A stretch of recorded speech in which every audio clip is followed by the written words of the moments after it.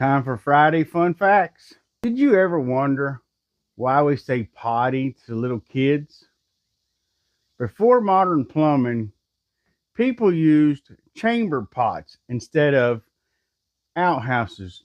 Did you know Chicago was the first major American city to build a sewer system in 1855?